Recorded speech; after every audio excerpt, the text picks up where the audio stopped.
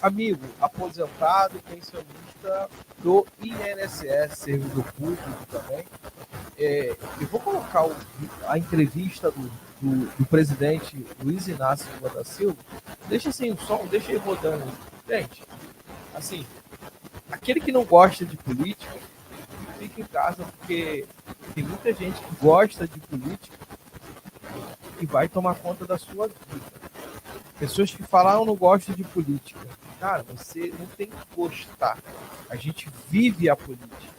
Se hoje eu posso ainda ter a liberdade de confrontar, questionar o presidente da República, é porque a questão política ainda me permite, porque já tem projetos de lei que querem calar a opinião de jornalista, de apresentador, de influente. Não pode. Opinião não pode ter crime de opinião. Hoje, olhando, vendo tudo que está acontecendo, nessa entrevista que o Lula dá agora, você já consegue entender qual o caminho que ele está traçando.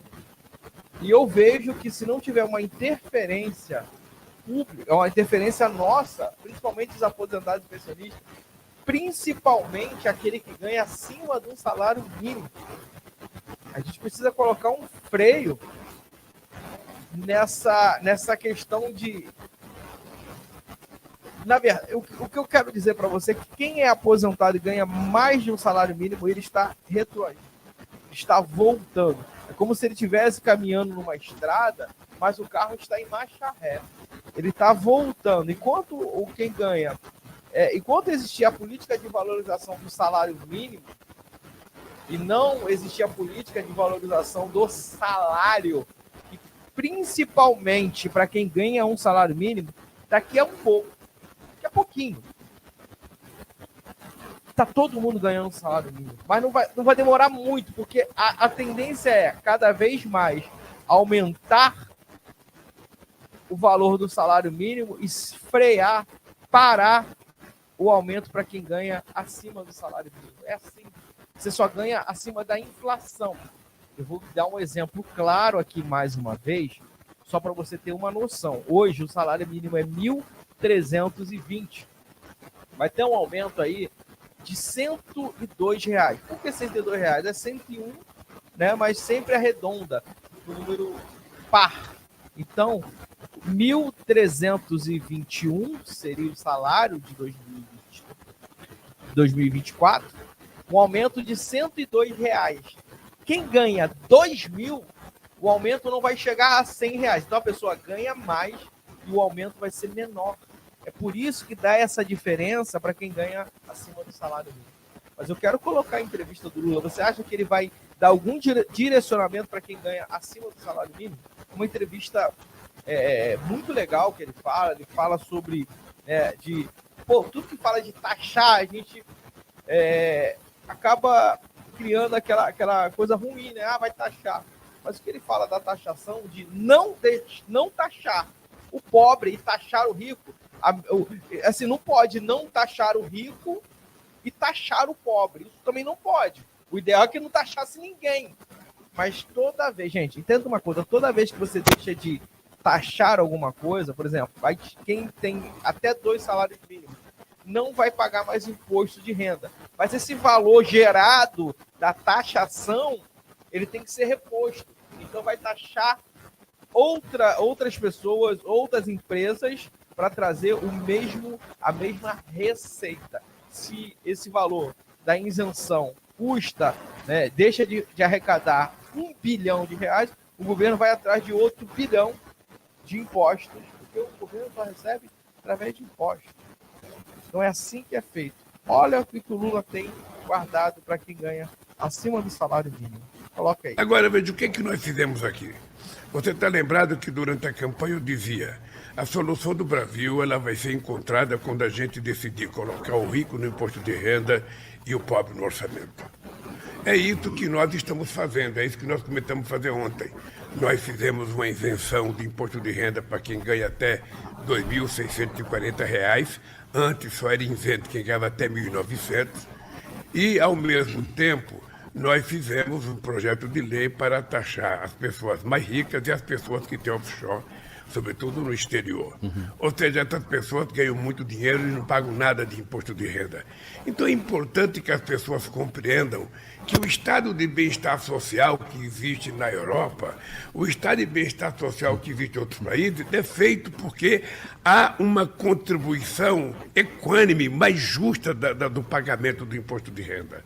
Não é como aqui no Brasil, que quem paga mais é o mais pobre.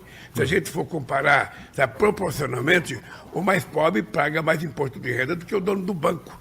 Porque Já sai no contra-cheque ali, o cara não tem nem... Porque só desconta mesmo de quem vive de salário. As pessoas que vivem de rendimento, as pessoas que recebem lucro no final do ano, terminam não pagando imposto de renda.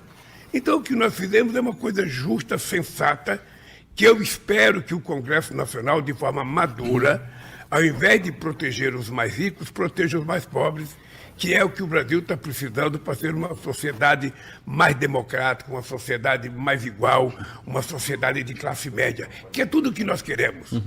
Tudo que nós queremos é criar uma sociedade de padrão de classe média, onde todos possam ter emprego, todos possam trabalhar, todos possam estudar, todos possam passear, todos possam ter acesso à cultura, ou seja, as pessoas viverem mais dignamente. É isso que nós queremos criar e ontem a assinatura disso, a assinatura do aumento do salário mínimo. Ou seja, que é pouco, mas é um sinal muito grande, porque daqui para frente o salário mínimo, além da reposição inflacionária, que é para repor, sabe, a elevação do custo de vida, ele vai ter como aumento real o crescimento do PIB dos últimos 2 anos. Sim. Ou seja, então, na medida que a economia cresça, esse crescimento será repartido com o povo trabalhador e isso é que vai permitir que a gente possa utilizar a palavra que estamos começando a distribuir a riqueza do crescimento desse país. Se a gente... Deixa eu só deixar uma coisa clara aqui, por exemplo. Vai ser o valor do PIB, do acumulado dos 2 últimos anos. Essa diferença de quem recebe um salário mínimo, por exemplo, hoje quem ganha até um salário mínimo, quem ganha um salário mínimo e mais no salário mínimo, ele já tem garantido a inflação ali, né? Como ano passado foi 5,93. Só que quem ganha um salário mínimo, além de ganhar a inflação, é a inflação mais o acumulado dos 2 anos do PIB. Vamos supor que o PIB acumulado dá 5%. O salário mínimo aumenta a inflação, vamos supor que seja esse ano que vem deve ser 5% no máximo. Então, para quem ganha acima do salário mínimo, mesmo que seja aquele que ganha 1.321, esse cara ganha mais do salário mínimo. O aumento dele vai ser muito menor de quem ganha um salário mínimo. Então, esse cara já passa a ganhar o mínimo. Então, assim, a galera que ganha R$100 acima do mínimo, basicamente vai começar a ganhar um salário mínimo agora, porque o reajuste é diferenciado para quem ganha o mínimo. E outra coisa também, precisa ser desvinculado. O salário para quem ganha do INSS não pode ser igual, porque senão você tem muita resistência para aprovar. Então, essa carga tem que sair ali do governo. Por que é do governo? Porque tem que estar na lei de diretrizes orçamentárias, esse custo que vai gerar mais, e a partir do momento que você aumenta também para quem ganha acima de um salário mínimo, você precisa criar outras receitas também para pagar essas pessoas. Mas o que tem que ser feito, eu não sei. O que tem que ser, eu só sei que tem que ser feito. Essas pessoas têm o direito, tem que ter o direito, na verdade não tem o direito, e tem que existir uma lei que essas pessoas passam a ter também esse direito. Entendeu? Porque hoje, na lei, tá tudo certo. Na lei diz que quem ganha um salário, mais de um salário mínimo, só tem o reajuste da inflação. Mais nada. Isso está na lei. O que precisa é modificar essa lei como está modificando agora. Deixando claro que quem ganha um salário mínimo vai receber inflação mais PIB, mais o acumulado de 2 anos. E esse acumulado de 2 anos, o PIB, quem ganha acima do salário mínimo, não vai ganhar. Então continue aí, bora lá.